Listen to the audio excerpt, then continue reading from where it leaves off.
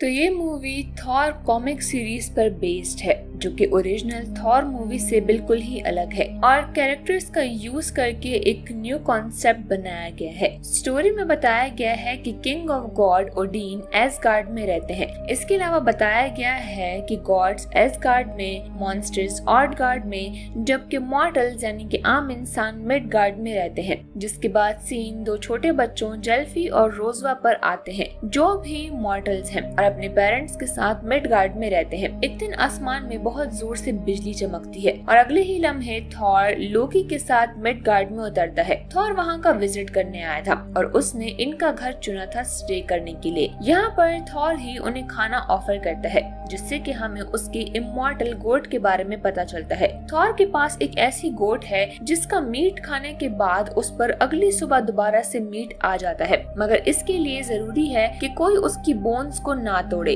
सभी रात में गोट का मीट बहुत ही इंजॉय करते हैं। तब लोकी जेल्फी के पास जाता है और उससे कहता है कि तुम इन बोन्स में से एक बोन को तोड़ दो, ऐसा करने से तुम थॉर की तरह स्ट्रॉन्ग बन जाओगे। जेल्फी कहता है कि थॉर ने ऐसा करने से मना किया है, वो बहुत गुस्सा होंगे। तब लोकी कहता है कि ऐसा कुछ नहीं होगा, एक बोन के टूटने से कुछ नहीं होता, और जेल्फी उसकी बातों में आकर बोन को तोड़ देता है। अब अगली सुबह होती है तो थॉर अपने हैमर का यूज करके अपनी गोट को दोबारा से जिंदा कर देता है, लेकिन तब उसकी नजर उसके पैर पर पड़ती है, जो कि एक बोन गायब होने की वजह से गोट ठीक से चल नहीं पा रही थी, जिसे देखकर वो बहुत ही गुस्सा होता है और गुस्सा होकर पूछता है कि ये सब किसने किया। तब जेल्फी आगे आकर कहता है कि मुझे लोकी ने सब कुछ करने के लिए कहा था, मगर लोकी इस बात से साफ इनकार कर देता है, जिस पर कि थॉर कहता है कि तुम्हें इसकी सजा मिलेगी। लोकी कहता है कि क्यों न हम इसे अपने साथ एसगार्ड ले जाएं, जहां ये हमारे लिए काम करेगा। जिसके बाद थोर जेल्फी को अपने साथ एसगार्ड ले जाता है। रास्ते में थोर को कार्ट से कुछ आवाज आती है,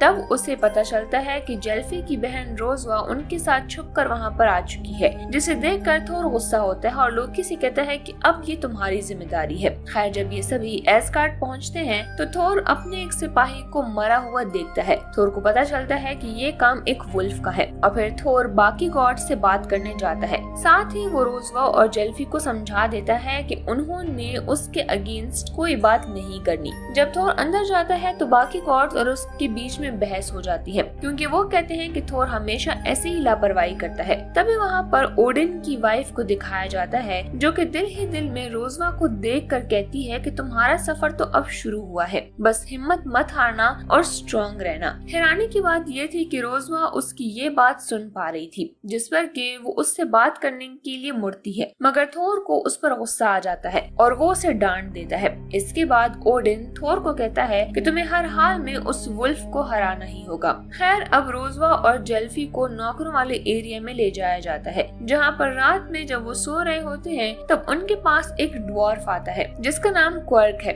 और उसे भी यहाँ पर लोकी लाया था। तब एक लेडी उनके पास फिश लेकर आती है और कहती है कि ये आज रात लोकी के खाने के लिए है, इसीलिए तुम लोग इसे अच्छे से साफ कर देना। जिसके बाद वो इसे साफ करने लग जाते हैं और इसके बाद लोकी उन्हें अपना रूम साफ करने को भी कहता है, मगर रोजवा कहती है कि हम तुम्हारे नौकर नहीं है, जिस पर कि लोकी गुस्सा होकर उसे रूम में बंद कर देता है। मगर रात में रोजवा रूम का दरवाजा खोलकर क्वर्क और जेल्फी के साथ वहाँ से भाग जाती है, मगर रास्ते में जेल्फी क्वर्क से कहता है कि तुम हमारे साथ मिडगार्ड नहीं आ सकते, तुम वहाँ से बिलोंग नहीं करते। इसी बीच फॉग ज्यादा होने की वजह से रोजवा पहाड़ी से नीचे गिरने लगती है। तब जेल्फी उसे पकड़ लेता है, मगर वो उसे ऊपर खींच नहीं पा रहा था। तब क्वर्क उनकी मदद करता है और फिर वो तीनों आगे बढ़ते हैं, लेकिन रास्ते में जेल्फी कहता है कि हमें ऐसा नहीं करना चाहिए, हमें थॉर के पास वापस जाना चाहिए, हम अब उसकी जिम्मेदारी है। मगर रोजवा कहती है कि नहीं, मैं घर जाना चाहती हूँ। जिसके बाद जेल्फी वापस से एसगार्ड और रोजवा क्वर्क के साथ मिडगार्ड के लिए निकल जाती है। जेल्फी आधे रास्ते तक पहुँचता ही है कि तभी उसे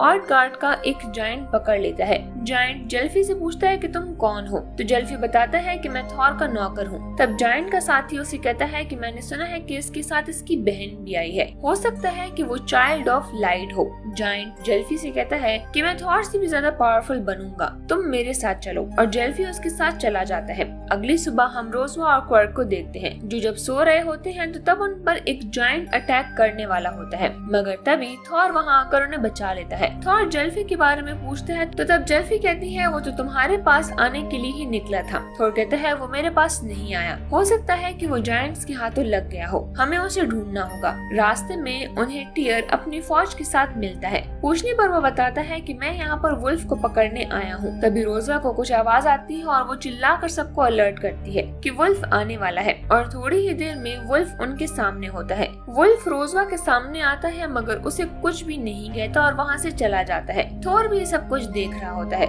रात में वो रोजवा से पूछता है कि उसे कैसे पता चला कि वुल्फ आने वाला है, तो रोजवा कहती है कि मुझे इंट्यूशन थी। ये सुनकर थोर से पूछता है कि तुमने कभी रॉक सर्कल फॉर्मेशन में देखा है, तो रोजवा कहती है कि मैंने देखा तो नहीं मगर खुद बनाया है। फिर वो उसे फॉर्मेशन बनाकर दिखाती है, जिस पर कि थोर समझ जाता है कि ये लड़की चाइल्ड ऑफ लाइट है, और वो ये बात जाकर लोकी को बताता है। फिर वो रोजवा को लेकर ओडिन के पास जाते हैं, जो बताते हैं कि कई साल पहले मदर नेचर गायब हो गई थी और उस वक्त ये कहा गया था कि वो वापस आएंगी मगर एक बच्ची के रूप में। तो क्या तुम ही वो लड़की हो? तब रोजवा कहती है कि नहीं, मैं तो एक आम सी मॉडल लड़की हूँ। मगर ओडिन कहता है कि तुम्हारे पास जो पावर है वो सिर्फ गॉड्स के पास होती है। वहीं दूसरी तरफ हम जेल्फी को देखते हैं, जहाँ पर जायंट उसे कोई पोशन पीने को कहता है, जिसे पीकर वो बेहोश हो जाता है, जिस पर कि जायंट हंसकर कहता है इसे ढूंढते हुए इसकी बहन जरूर यहाँ पर आएगी। उधर रोजवा जब सो रही होती है तब उसे ओडिन की वाइफ फ्रिक की आवाज सुनाई देती है, जो कि उसे फ्यूचर दिखाती है कि कैसे गॉड्स आपस में लड़ रहे हैं और अपने वर्शिपर्स यानी कि मॉर्टल्स को खत्म कर रहे हैं। इस पर रोजवा लोकी के पास जाती है और उसे पूछती है कि फोरसाइट में और क्या बताया गया था। तो लोकी कहता है कि फॉर्मल वुल्फ इतना बड़ा होगा